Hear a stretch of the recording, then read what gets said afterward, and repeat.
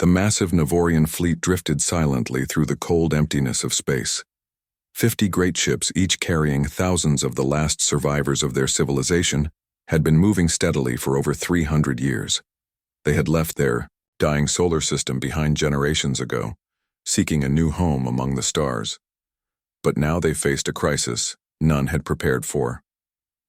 On the command deck of the flagship, Fleet Admiral Zexatera stared at the status displays with all four of his eyes, narrowed in concern. The ship's soft blue lighting reflected off his gray-green skin as he turned to his chief engineer. "Show me the reports again," he said, his voice a low rumble. Chief Engineer Mevloran touched several glowing symbols on the control panel. "The radiation field we entered 3 cycles ago has affected all propulsion systems across the fleet. Power reserves are dropping faster than predicted. Life support remains stable, but without engines, we are adrift." Zexatera moved to the large viewing window. In the distance, he could see the other ships of his fleet, massive structures that housed the last 300,000 Navorians in existence. Lights flickered on some vessels as power systems struggled. "How long before life support is compromised?" he asked. 3 months, perhaps 4 if we implement severe rationing," Mevloran replied. "But there is another option." The engineer hesitated, knowing what he was about to suggest broke their most sacred protocol. "We could divert power to the long-range communication array, send a distress signal." Zexatera's skin darkened with concern. For 12 generations, the Navorian fleet had traveled in complete silence, following the ancient laws of their ancestors. Contact with other species was forbidden. Their history told of wars and betrayals that had nearly destroyed them before. "You suggest we break isolation?" Zexatera asked. "I suggest we survive," Mevloran answered simply. "Sensors show we are on the edge of an inhabited system. We have detected radio transmissions. There is intelligent life nearby." Zexatera felt the weight of 300,000 lives on his shoulders. Breaking isolation meant risking their culture, their very identity as Navorians. Maintaining it might mean their extinction. "Prepare the signal," he finally ordered, "but be ready to divert all power back to defense systems if necessary." On Earth, in the desert hills of Arizona, Dr. Lisa Wright rubbed her tired eyes as she stared at the data streaming across her computer screen. The Deep Space Monitoring Station had been her home for the past 6 years, and most days brought nothing but the usual cosmic background noise. Today was different. "Alan, you need to see this," she called to her colleague. Captain Alan Burke looked up from his coffee. As the military liaison to the scientific outpost, he spent most days bored out of his mind. But something in Lisa's voice caught his attention. "What am I looking at?" he asked, leaning over her shoulder. "A pattern. It's repeating every 68 seconds. It's not natural." She pointed to the wavelength displayed on her screen. "And it's coming from just beyond the Kuiper Belt." Alan frowned. "Could it be one of ours? A probe malfunction?" "We don't have anything out that far that could transmit this strongly," Lisa said. "And the pattern? It's too organized. Look at the mathematical sequence." Alan studied the screen, more carefully now, his military training kicking in. "It's a distress call," he said finally. "I've seen similar patterns in naval emergency broadcasts. Someone's in trouble out there." Lisa looked up at him, her eyes wide. "Someone not human." The next 12 hours passed in a blur of activity. The signal was verified by 3 other listening stations around the globe. Emergency meetings were called. Military alerts were raised to yellow status. In Washington, the Joint Chiefs gathered with the President to discuss the situation. Captain Burke and Dr. Wright participated via secure video link. "You're absolutely certain this is a distress signal?" asked General Richard Harris, chairman of the Joint Chiefs. "Yes, sir," Burke replied. "The mathematical sequence is universal. Prime numbers arranged in a pattern that couldn't occur naturally. It's designed to attract attention." "And you believe this comes from an alien vessel?" the President asked. Dr. Wright nodded. "The signal origin is stationary relative to our solar system, but it's not orbiting anything. That suggests artificial craft. And there's another thing. Based on signal strength and our analysis of the transmission patterns, we're not talking about a single ship. The source appears to be multiple large objects clustered together. A fleet, General Harris said quietly. The room fell silent as the implications sank in. What are our options? The president finally asked. Standard protocol would be to continue observation while preparing defensive measures, General Harris answered. We have no way of knowing if this is genuine or a trap. Captain Burke cleared his throat. Madam President, if I may, there's another tradition to consider. One that predates all our military protocols. Go ahead, Captain. The law of the sea, ma'am. No matter the flag or country, when sailors encounter others in distress, they render aid. It's been that way since humans first took to the water. Burke straightened his shoulders. I believe we should respond. Send help. The president studied him carefully. You understand the risks you're proposing we take? Making contact with an unknown alien species? Yes, ma'am. But I also understand the risk of ignoring a call for help. What would that say about humanity? After another hour of debate, the decision was made. A small rescue fleet would be assembled. The diplomatic vessel HFY Samaritan would lead the mission, with 3 support ships providing technical assistance, and if necessary, defense. 2 weeks later, Lisa Wright found herself aboard the Samaritan as it prepared to leave Earth orbit. As the leading xenolinguistics expert, she had been assigned to the communication team. Captain Burke had been given temporary command of one of the support vessels, the HFY Helper. Chief Engineer Paul Martinez supervised the loading of the last equipment containers. We're bringing everything from basic mechanical tools to advanced fusion reactors, he told Lisa as they watched the cargo being secured. No idea what they might need out there. If we can even figure out how to talk to them, Lisa replied. That's why you're here, Doc, Paul said with a smile. I can fix machines from anywhere in the galaxy, but getting 2 humans to understand each other is hard enough. You've got the real challenge. The ships departed Earth amid little public fanfare.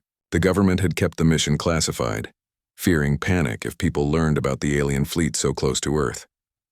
As the rescue ships accelerated out of the solar system, Captain Burke stood on the bridge of the Helper, watching the blue-green marble of Earth shrink behind them. Do you think we're doing the right thing? Asked his first officer, Lieutenant Olivia Daniels. Burke considered the question carefully. I don't know if it's right from a strategic standpoint, he admitted, but it's right from a human one. Throughout history, whenever we've had to choose between fear and compassion, choosing compassion has rarely led us astray. The small fleet of human ships pushed forward into the darkness, toward the unknown aliens waiting beyond the edge of their solar system. No one knew what they would find: potential allies, dangerous enemies, or something beyond human understanding. But they went anyway, carrying with them one of humanity's oldest and most important traditions. When someone calls for help, you answer. The 4 human ships approached the stranded alien fleet after 3 weeks of travel. From the viewing deck of the HFY Samaritan, Dr. Lisa Wright gasped at the sight. The Navorian vessels were enormous, each one larger than Earth's biggest cities. They drifted in a loose formation, their dark hulls occasionally reflecting the distant sunlight. I count 47 major ships and numerous smaller craft, reported Captain Sam Miller, commander of the Samaritan. All appear to be without power or with minimal systems running. Lisa studied the alien fleet through specialized equipment. Their design is unlike anything in our records. The outer hull seemed to be made of a material that absorbs rather than reflects light. Captain Alan Burke's voice came through the communication system from the support ship Helper. We're detecting minimal energy signatures. Whatever happened, knocked out their main power systems. Any signs of hostile intent? Asked Captain Miller. None so far, Burke replied. They're just waiting. Lisa turned to her communication station. For 2 weeks, she had been analyzing the alien distress signal, breaking it down into mathematical patterns. Now was the time to test her theory about how to respond. I'm sending our greeting message on all frequencies, she announced. The message was simple: a mathematical response to their distress call, followed by basic symbolic images representing humans and assistants. Minutes passed. With no response, Lisa tried different variations of the signal. Suddenly, her screen lit up with new data. "We're receiving a transmission." The bridge crew gathered around her station as a series of complex symbols appeared. Lisa worked quickly, applying the translation algorithms she had developed during their journey. "They're responding to our mathematical sequence," she said excitedly, "and they're adding new patterns. I think they're trying to establish basic communication." Over the next 6 hours, Lisa worked with her team to build a rudimentary translation system. The breakthrough came when both sides began exchanging simple images. First geometric shapes, then pictures of their respective species and ships. "I think we're ready for visual contact," Lisa finally told Captain Miller. The main screen activated. At first there was only static, then the image cleared to show a command center far larger and more alien than they had imagined. In the center stood a tall gray-green being with 4 eyes and a mouth that seemed fixed in a permanent expression of concern. Lisa stepped forward. "My name is Lisa Wright. We received your distress signal and have come to offer assistance. Can you understand me?" The alien tilted its head as the computer translated her words into the mathematical language they had established. There was a pause, then a response came through the translator in a stilted mechanical voice. "I am Fleet Admiral Zex Tara of the Navorian Migration Fleet. Your assistance is unexpected. We have not encountered other intelligent life in many generations." Captain Miller stepped into view. "Admiral, I'm Captain Sam Miller of the United Earth Navy. We've brought engineers and supplies. With your permission, we'd like to send a team to assess how we can help." The alien admiral seemed to confer with others off-screen before responding. "This breaks our ancient protocols of isolation, but necessity compels us to accept. You may send 3 representatives to our command ship." Within an hour, a small shuttle departed from the Samaritan. Inside were Dr. Lisa Wright, Chief Engineer Paul Martinez, and Captain Burke, who had transferred from the Helper. They approached the massive Navorian flagship, which dwarfed their tiny craft. "Look at the size of that thing," whispered Paul, as they neared an opening in the hull. "It must be at least 5 miles long." The shuttle entered a vast docking bay where several Navorian officials waited. The humans stepped out cautiously, taking their first breaths of the alien atmosphere, which, remarkably, was compatible with human lungs, though slightly richer in oxygen. Lisa activated her portable translator. "Thank you for allowing us aboard." A younger Navorian stepped forward. Unlike the Admiral, this one's skin had a bluish tint. "I am Junior Engineer Kiri Tell. I will serve as your guide. Our systems are failing throughout the fleet. We have little time." Paul looked around the docking bay, already assessing the technology. "What happened to your engines?" Kiritel led them through enormous corridors where other Navorians stopped to stare at the humans. "We entered a region of space with unusual radiation properties. Our propulsion systems began failing across all ships simultaneously. We have never encountered this phenomenon before." The junior engineer brought them to a massive engineering section. Paul whistled softly as he saw the complex machinery, far more advanced than anything humans had developed. "May I?" he asked, gesturing toward an open panel. Kiritel nodded. Paul examined the alien technology with growing excitement. "The design principles are different, but I think I understand the basics. They're using some kind of radiation-sensitive, crystalline structure for power conversion." Lisa was busy establishing better communication with Kiritel, while Captain Burke observed security systems and the general layout of the ship. "How many Navorians are aboard your fleet?" Burke asked. 300,427, replied Kiritel precisely. "The last of our kind. Our home system became uninhabitable when our sun began to expand beyond its normal boundaries. We have been traveling for over 300 of your Earth years." Lisa's eyes widened. "Your entire civilization is here? In these ships?" "Yes. Everything that remains of our culture, our history, our people, all contained within this fleet." Kiritel's 4 eyes blinked in sequence. "Now you understand why your arrival is both concerning and necessary. If the fleet fails, our entire species ends. Paul looked up from his inspection. I think I understand what happened. The radiation field you encountered reacted with your engine crystals, causing a cascading failure. Our systems use different principles. We might be able to adapt some of our technology to help restart your engines. That would require integration of your systems with ours, said Kiri Tell, skin darkening slightly. Our Council of Elders will resist such a merging. Captain. Burke stepped forward. Sometimes survival requires adaptation. We're not asking you to abandon your ways just to accept help so you can continue your journey. While they spoke, a sudden alarm sounded throughout the ship. Kiri Tell's skin paled dramatically. Life support is failing on Colony Vessel 7, the junior engineer explained urgently. There are 10,000 civilians aboard, including many children. Burke didn't hesitate. Paul, what would we need to provide emergency power to their life support? One of our fusion generators could be modified quickly enough. We'd need to dock directly with their ship. Burke activated his communication link to the helper, Lieutenant Olivia Daniels. Prepare Fusion Generator Unit 3 for immediate transfer. We're going to need emergency teams ready to board an alien vessel in distress. As the humans rushed to organize the rescue effort, Admiral Zexitera observed from the command center. For the first time in generations, the fate of the Navorian people would depend on the actions of another species. He watched as the small human shuttle raced back toward their ships, already coordinating the rescue response. Perhaps isolation is not always the wisest course, he murmured to himself. Perhaps sometimes the universe sends unexpected allies. The human rescue team worked rapidly to save the 10,000 Navorians aboard Colony Vessel 7. Chief Engineer Paul Martinez directed the installation of the fusion generator, while Captain Burke coordinated with the Navorian officials.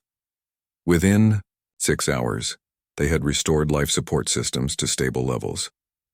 Paul wiped sweat from his forehead as he closed the final connection panel. That should hold them for about 2 months, he told Kiri Tell, who had been assisting him. But it's just a temporary fix. The blue-skinned Navorian engineer studied the human technology with obvious fascination. Your power systems are less efficient than ours, but remarkably adaptable. I would not have thought to bypass the crystal arrays as you did. Sometimes simple is better, Paul replied with a smile. Especially in an emergency. While the rescue operation continued, Dr. Lisa Wright had returned to the Samaritan to coordinate with Earth. The images of the massive alien fleet had caused a sensation back home. Public opinion was sharply divided between those who saw a humanitarian mission and others who feared potential dangers from the alien contact. From her communication station, Lisa spoke directly with the United Earth Council. The Navorians pose no immediate threat, she explained. Their technology is advanced, but most of their systems are failing. Without our help, they will not survive another 3 months. And you're certain they haven't revealed any hostile intentions? Asked Counselor Susan Rivera, who headed the security committee. They've given us access to their ships, shared their technical information, and been transparent about their situation, Lisa replied. They're refugees, not invaders. After much debate, the Council approved a full-scale assistance mission. Additional ships would be sent with more supplies and engineering teams. Back on Colony Vessel 7, Captain Burke met with a group of Navorian civilians. Unlike the military personnel, these Navorians had never seen aliens before. Children with small developing eye stalks peeked curiously from behind their parents. Our people thank you for your assistance, said an elderly Navorian with pale, wrinkled skin. I am teacher Vishalan. For generations, we were taught that isolation was our only safety. Perhaps we were wrong. Burke knelt down to the eye level of a small Navorian child who had cautiously approached him. Hello there, he said gently. The child's skin rippled with changing colors, from green to blue to purple. Burke looked questioningly at Vishalan. She is communicating through color shifts, the teacher explained. It is how our young express emotions before they fully develop speech. Blue to purple means curiosity without fear. Burke smiled. Tell her we came to help because that's what friends do. As Vishalan translated, the child's skin glowed a bright, warm yellow. That means joy, Vishlan said simply. 2 weeks later, the human assistance had expanded dramatically. 3 more Earth ships had arrived, bringing additional engineers, scientists, and supplies. Work teams spread throughout the Navorian fleet, implementing temporary fixes to keep life support and basic systems functioning. Dr. Karen Peterson, a quantum physicist from MIT, arrived with the new ships. She immediately began studying the unusual radiation field that had disabled the Navorian engines. "This is fascinating," she told Paul and Kiri Tell, as they examined data in the flagship's science lab. "Earth satellites detected this same radiation pattern years ago, but we classified it as background noise. It follows mathematical sequences that repeat in predictable ways. If it's predictable, can we adapt our systems to compensate for it?" asked Kiri Tell. Karen nodded eagerly. "Exactly what I was thinking. Instead of trying to shield against it, we could design a system that works with it, maybe even draws power from it." Paul scratched his chin thoughtfully. "That would require a complete redesign of the propulsion systems. We'd need to build hybrid technology, part human, part Navorian." "Has such integration ever been attempted?" Kiri Tell asked. "Never," Paul admitted. "But I think it's our best option." Their discussion was interrupted when Admiral Zextera entered the lab with Captain Burke. The Admiral's skin had a grayish tint that Paul had learned indicated stress. "The Council of Elders has convened an emergency session," Zextera announced. "Many are concerned about the level of integration with human technology. They fear we may lose our cultural identity if we become dependent on your assistance." Burke frowned. "Admiral, with all due respect, your cultural identity won't matter much if your people don't survive." "I understand this," Zextera replied. "But 300 years of isolation has made fear of outsiders deeply ingrained in our society." Karen stepped forward. "Maybe we can show them something positive. We've made a breakthrough regarding the radiation field. If they could see the potential benefits of cooperation." Admiral Zextera considered this. "I will arrange for you to present your findings to the Council." While the political discussions continued, practical work moved forward. On the engineering deck of the flagship, human and Navorian technicians worked side by side, learning from each other's methods. Lieutenant Jack Davis, a young engineer from Alabama, found himself assigned to a team led by Kiri Tell. They were tasked with adapting the human fusion technology to work with Navorian systems. "Hand me that plasma coupler," Jack said, pointing to a tool on the workbench. Kiri Tell passed him the device. "Your approach is very direct," the Navorian observed. "Our engineers would typically run simulations for weeks before attempting such modifications." "Sometimes you just have to try things," Jack replied with a grin. "Besides, we don't have weeks." Their work was interrupted by a young Navorian who rushed into the engineering bay, skin flashing with urgent color patterns. Technical report. "Officer Mez Lori," she introduced herself quickly. "I bring news from Colony Vessel 12. Their primary oxygen recyclers have failed completely." Jack looked alarmed. "How many people on board?" 15,000, Mez Lori replied. "Many in cold sleep chambers that require stable environments." Kiri Tell's skin darkened with concern. "And their backup systems?" "Operating at 11%. Capacity and falling," Mez Lori reported. "They have perhaps 20 hours before critical failure." Jack immediately activated his communication device. "This is Lieutenant Davis. We need emergency response teams and portable oxygen generators dispatched to Colony Vessel 12 immediately." As teams mobilized for another rescue operation, Dr. Peterson, Paul, and Kiri Tell continued refining their plans for the hybrid propulsion system. In the council chamber, Captain Burke and Dr. Wright worked to convince the Navorian leaders that deeper cooperation was their only hope.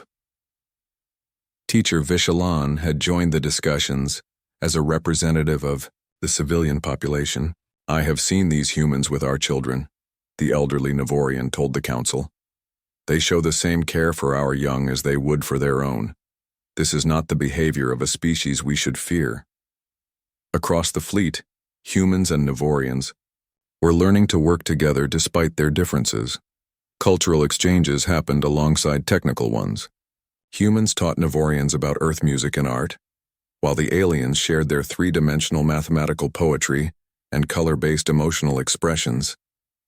In the face of crisis, two species separated by vast distances of space were discovering they shared something fundamental: the desire to help others in need. 3 months had passed since the human fleet first arrived to help the stranded Navorians. Across the alien vessels, joint teams worked day and night to maintain critical systems. The emergency on Colony Vessel 12 had been resolved, but new problems emerged almost daily as the ancient ships continued to deteriorate. In the main engineering bay of the Navorian flagship, Chief Engineer Paul Martinez, Dr. Karen Peterson, and Junior Engineer Kiri Tell stood before a large holographic display showing their design for the new hybrid propulsion system. "The simulation looks promising," said Karen, studying the complex energy flows represented by colored light streams. "If we can build this correctly, the engines should not only work in the radiation field but actually draw power from it." Paul nodded, but his expression remained serious. "The problem isn't the theory, it's the scale. We would need to modify all 47 major vessels, and we simply don't have enough materials." Kiri Tell's skin shifted to a thoughtful blue tone. "What if we didn't need to modify all ships? What if we could link them together?" "Like a daisy chain?" Paul asked, intrigued. "Use the power from the main engines to pull the other ships?" "Not exactly," said Kiri Tell. "Our ships were designed with emergency linking systems, a way to share power and life support in crisis situations. We've never activated them for propulsion purposes, but theoretically," Karen's eyes widened, "that could work. We would only need to modify the engines on perhaps 10 of the largest vessels. The others could be connected and share the power."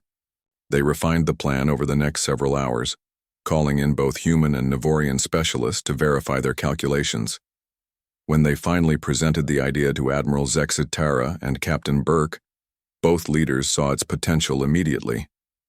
This would require much less material and time than modifying each ship individually, Admiral Zexitara noted, his skin brightening slightly, and what the humans had learned was a sign of approval. "And it maintains more of your original technology," added Burke. "That should help address the Council's concerns about cultural preservation." With both leaders' support, the plan moved forward quickly. Materials were redirected from the human supply ships, and work teams were reorganized to focus on the new priority. Lieutenant Jack Davis was assigned to lead one of these teams, working closely with Technical Report Officer Mezzalori on Colony, Vessel 3. "These connection ports haven't been used in generations," Mezzalori explained as they examined the massive linking mechanisms. "They may require significant repairs." Jack ran a diagnostic scanner over the ancient equipment. "The basic structure seems sound. We'll need to replace the power couplings and update the control systems, but it's doable." Across the fleet, similar work proceeded rapidly. On Earth, production facilities worked around the clock to create the specialized components needed for the hybrid engines. Regular supply ships delivered these parts to the stranded fleet. Public opinion on Earth had shifted strongly in favor of the rescue mission. News reports showed Navorian children playing with human toys, and human engineers learning the aliens' color-based emotional language. What had begun as a rescue operation was becoming a historic cultural exchange. After 6 weeks of intensive work, the teams were ready to test the first hybrid engine installation on the Navorian flagship. Engineers from both species gathered in the control room while Captain Burke, Admiral Zextara, and other leaders observed from the command deck. "Power levels stable," reported Paul. "Radiation field interface operating within expected parameters." "Initiating." "Start sequence," said Kiri Tell, their four-fingered hands moving gracefully across the alien control panel. The massive engine room hummed with building energy. On the displays, power levels rose steadily as the hybrid system began to draw energy from the very radiation field that had originally disabled their fleet. "It's working," Karen whispered, watching the gauges climb. A cautious cheer went up from the engineering team, but their celebration was cut short when a shrill alarm sounded. Red warning lights flashed across every display. Power surge in the main coupling, Paul shouted. The system's drawing too much energy too quickly. Attempting to compensate, Kiritel called back, fingers flying over the controls. Karen rushed to another station. The radiation field is more concentrated than our simulations predicted. It's overloading the buffers. Emergency shutdown, Paul ordered. Cut all power flows now. Before they could complete the shutdown sequence, a blinding flash erupted from the main power junction. The control room shook violently as a massive explosion tore through the engine section. Emergency bulkheads slammed down, containing the blast, but not before several engineers, both human and Navorian, were severely injured. In the chaos that followed, medical teams rushed to treat the wounded. Dr. Wright helped coordinate the emergency response, working side by side with Navorian healers who used techniques unfamiliar to human medicine. On the damaged engine deck, Paul pulled himself from beneath a fallen support beam. His arm was badly burned, but he ignored the pain as he searched for others who might be trapped. He found Kiritel pinned under wreckage. The Navorian's normally blue skin faded to a sickly gray. "Hold on," Paul said as he worked to free his alien colleague. "Help is coming." News of the disaster spread quickly through both fleets. On the Navorian Council, elder members who had opposed integration with human technology seized the opportunity. "This catastrophe proves that combining our systems is too dangerous," declared Council Elder Paxvoran. "We must cease this reckless experiment before more lives are lost." Admiral Zextera faced increasing pressure to limit human involvement. Meanwhile, on Earth, Senator William Foster appeared on news broadcasts calling for an immediate withdrawal of all human personnel. "We've put our people at risk for long enough," the senator argued. "This explosion shows that the technology gap is too great. It's time to bring our people home." Captain Burke found himself caught in the middle. In an emergency meeting with Admiral Zextara, he argued passionately for continuing the joint effort. "Setbacks are part of any major engineering challenge," he insisted. "We're close to a solution. If we give up now, both our peoples lose." Admiral Zextara's skin darkened with stress. "I understand your position, Captain, but I must consider the safety of my people and the growing concerns of the Council." As political tensions mounted, Lieutenant Jack Davis and Officer Meslori made an unexpected discovery while examining the explosion site. They had been assigned to assess the damage and determine the cause of the failure. "Look at this," Jack said, pointing to a partially melted component. "This isn't a failure. It's an unexpected reaction between the materials." Meslori studied the damaged part, her skin pulsing with excitement. "The radiation didn't overload the system. It transformed it. These new molecular structures, they show signs of self-organization." Jack looked at her with growing excitement. "Are you thinking what I'm thinking?" "We need to get Dr. Peterson and Engineer Martinez," Meslori replied. "This isn't a disaster. It's a breakthrough." Jack Davis and Meslori rushed through the corridors of the Navorian flagship, carrying their discovery. Despite orders to halt all work on the hybrid engine project, they knew this was too important to ignore. They found Paul Martinez in the medical bay, his arm wrapped in healing bandages. "You need to see this," Jack said, placing the damaged component on the bed beside Paul. Paul frowned.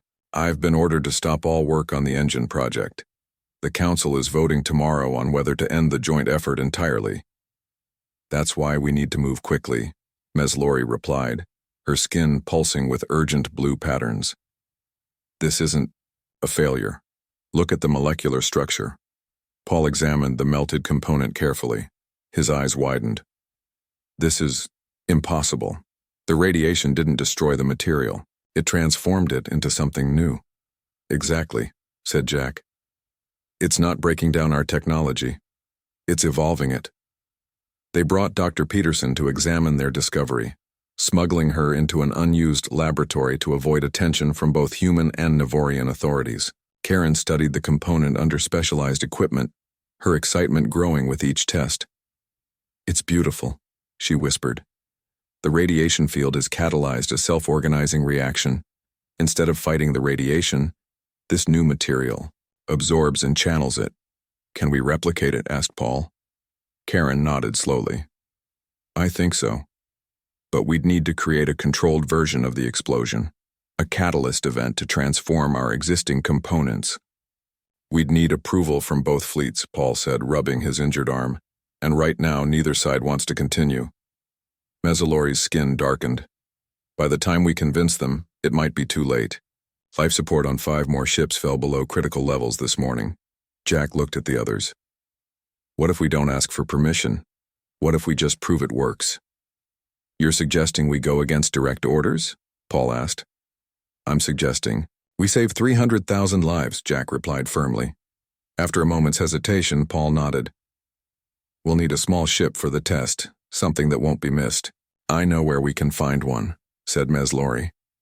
That night, while both fleets were consumed with political debates, the small team of rebels gathered at a maintenance dock. Mezzalori had located a damaged Navorian shuttle that had been scheduled for dismantling. It still has functional power systems, she explained as they boarded the small craft, and it's isolated enough that if something goes wrong, no one will be harmed. Working quickly, they installed a miniature version of the hybrid engine, incorporating their new understanding of how the materials would transform under radiation exposure. Paul's engineering expertise proved invaluable, even with his injured arm limiting his movement. This is incredibly risky, Karen said, as they prepared for the test. If we're wrong, we're no worse off than we are now, Jack replied. But if we're right, we save everyone, Mezzalori finished. Paul checked the final connections. Ready when you are. They moved to the shuttle's small control room and initiated the startup sequence. As power built in the experimental engine, they watched the gauges carefully. Radiation levels increasing, reported Karen. Approaching transformation threshold, the shuttle began to vibrate. Warning lights flashed on the control panel. It's happening again, Jack said tensely, just like before. Hold steady, Paul urged. We need to push through the transformation point. The vibrations intensified.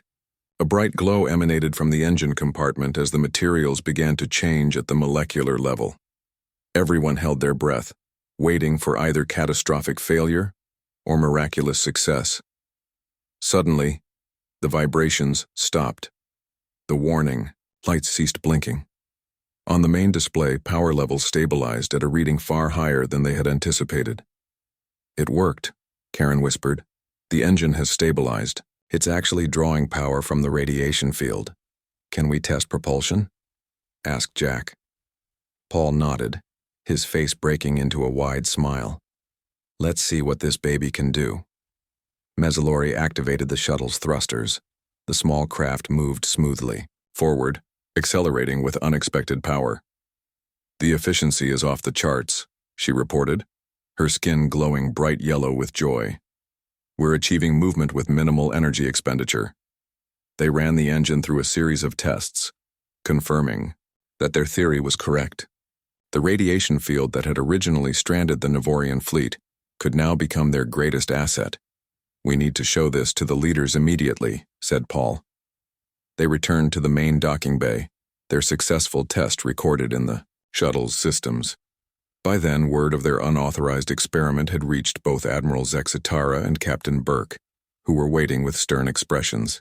You deliberately disobeyed orders, the Admiral stated, his skin dark with anger. Yes, sir, we did, Paul replied calmly. And we solved the problem. They presented their findings to the leaders, showing the successful test results and explaining the transformation process. As understanding dawned, anger turned to cautious hope. You're saying we can adapt all our ships to use this technology? Asked Admiral Zexitara. Not just adapt them, Karen explained. The radiation field will actually make them more powerful than before. What disabled your fleet can now become its greatest strength. Captain Burke studied the data carefully. This is remarkable, but it will require coordination between all our teams. And approval from the Council, added the Admiral. The next day, the 4 engineers presented their discovery to the full Navorian Council and human leadership. They showed video of the shuttle test and explained in simple terms how the technology worked. Elder Paxvorin remained skeptical. This seems too convenient. An explosion nearly kills our people and suddenly you claim it's a breakthrough? That's exactly how many great discoveries happen, Dr. Wright responded. Through unexpected results that force us to reconsider our assumptions. Teacher Vishalan, who had become an influential voice on the council, spoke up. I have watched these humans work alongside our people for months. They have risked their lives repeatedly to save ours. If they believe this solution will work, I trust them. After hours of debate, the council voted to approve the plan. Over the next month, engineering teams worked around the clock to implement the new technology. The hybrid engines were installed on 12 major Navorian vessels, which were then linked to the rest of the fleet using the ancient connection systems. On the day of the final test, nervous excitement filled both fleets. If successful, the Navorians would regain their independence and ability to continue their journey. If it failed, there would be no more chances. From the command deck of the Navorian flagship, Admiral Zexitara gave the order to activate the main engines. Paul, Karen, Jack, and Meslori watched from engineering as power flowed through the transformed systems. This time, there was no explosion, no failure. The massive engines hummed to life, drawing energy from the very radiation field that had once defeated them. Slowly, majestically, the linked fleet of ships began to move forward as one. Cheers erupted across both fleets. Humans and Navorians embraced, their differences forgotten in the joy of shared success. 6 months later, as the Navorian fleet prepared to continue its journey with fully functional engines, a ceremony was held to mark the historic partnership.